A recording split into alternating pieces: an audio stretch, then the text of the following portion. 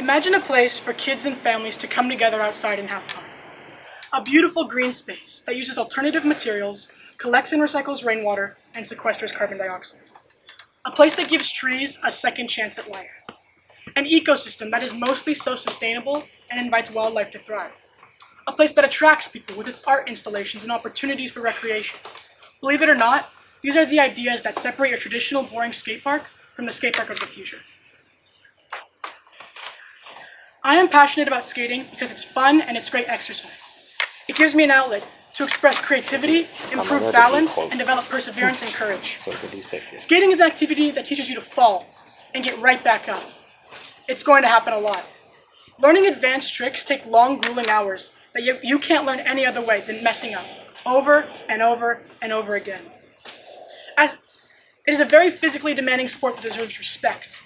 Ask anyone who has put a lot of hours of work into something, and they will agree that there are not many things that match the satisfaction of getting a new trick learned or a new time recorded. Unfortunately, skating today has two main problems. First, let's face it, skate parks can be ugly and hot. They are not green spaces and they are not environmentally friendly. Many of them are just big concrete blocks and cities don't want to put them in.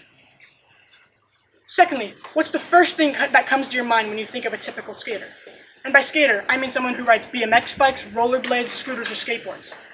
Is it a kid that skips school? Vandals? Troublemakers?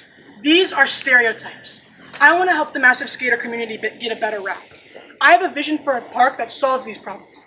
It is sustainable, eco, and family friendly. And it might just help improve the image people have about the skateboarding community. The inspiration for this idea came when my family took a trip to Malaysia. We went to a super cool amusement park that was half ropes and obstacle course and half water park called Escape. It was awesome. But what made Escape special was its many architectural elements and details that made it much more sustainable than your average amusement park.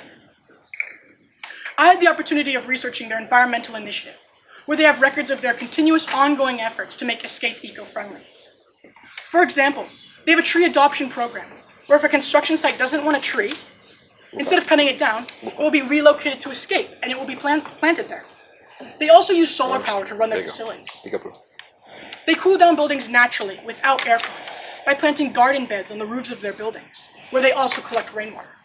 While reading this environmental initiative, all I could think about was how they managed to combine such an awesome amusement park with such sustainable thinking in mind while building it.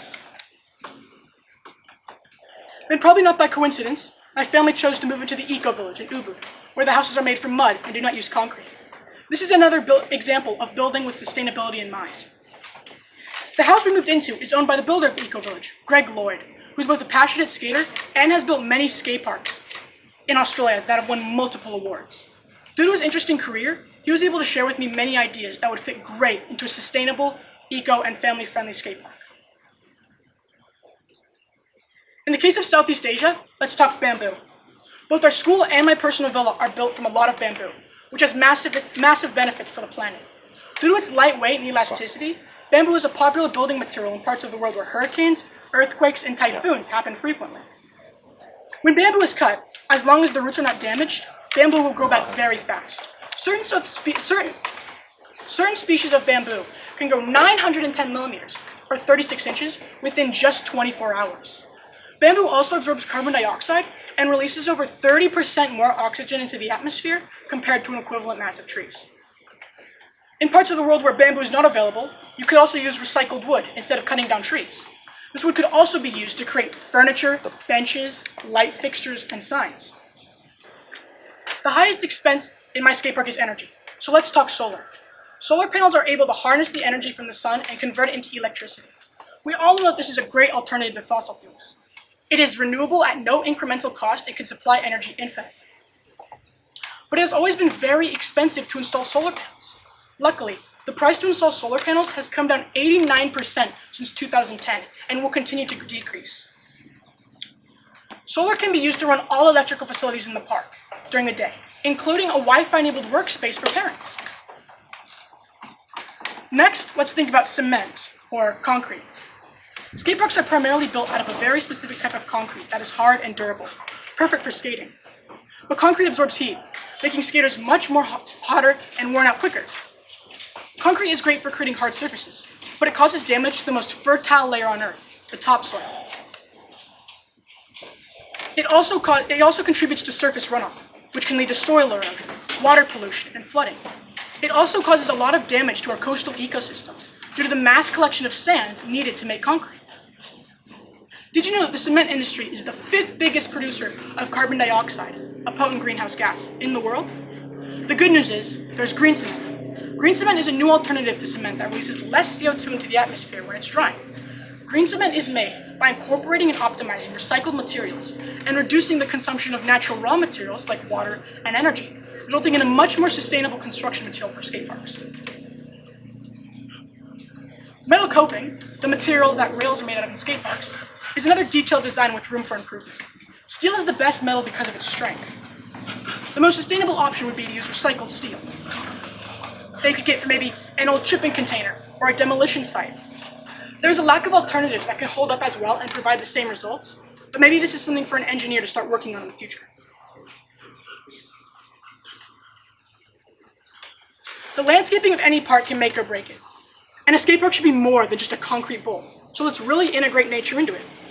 Nature is self-sustainable, so the closer the park gets to being like an ecosystem, the more self-sustainable it will be. So first off, we need natural shade and cooling provided by trees. We could implement plants into the park that repel mosquitoes like citronella, lemon balm, and catnip.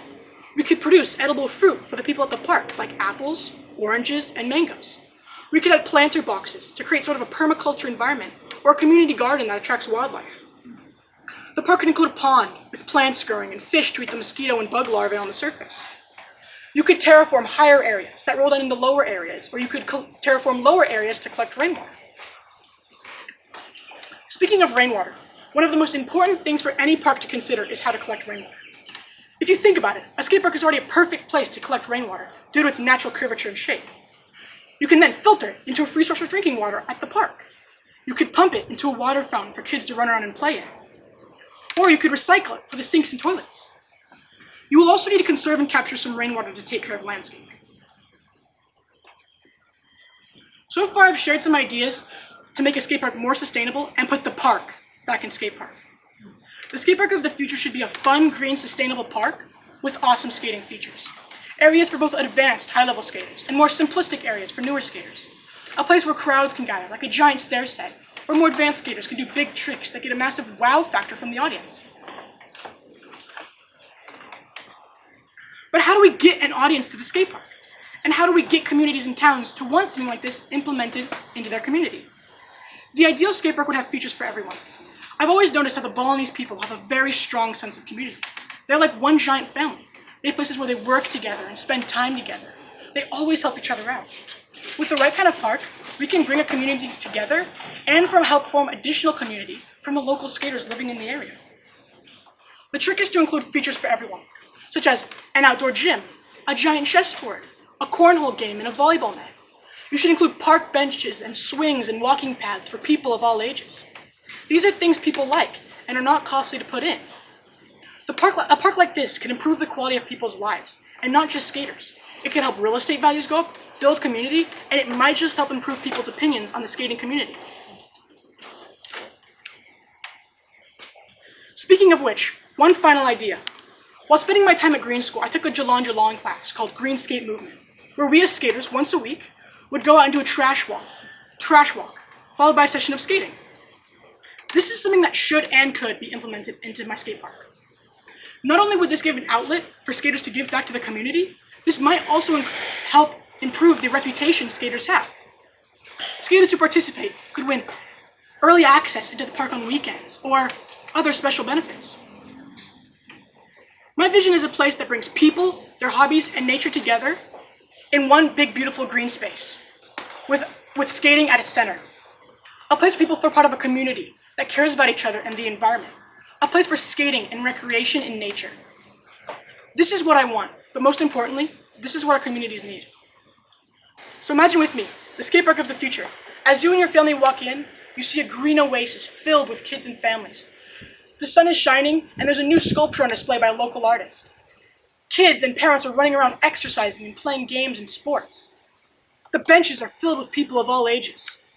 Your dad goes off to the parents' workspace. Your mom takes your younger sibling to the water fountain to play. The next oldest child goes off to the playground. And you cruise off to the skate park. Can you imagine that? Thank you.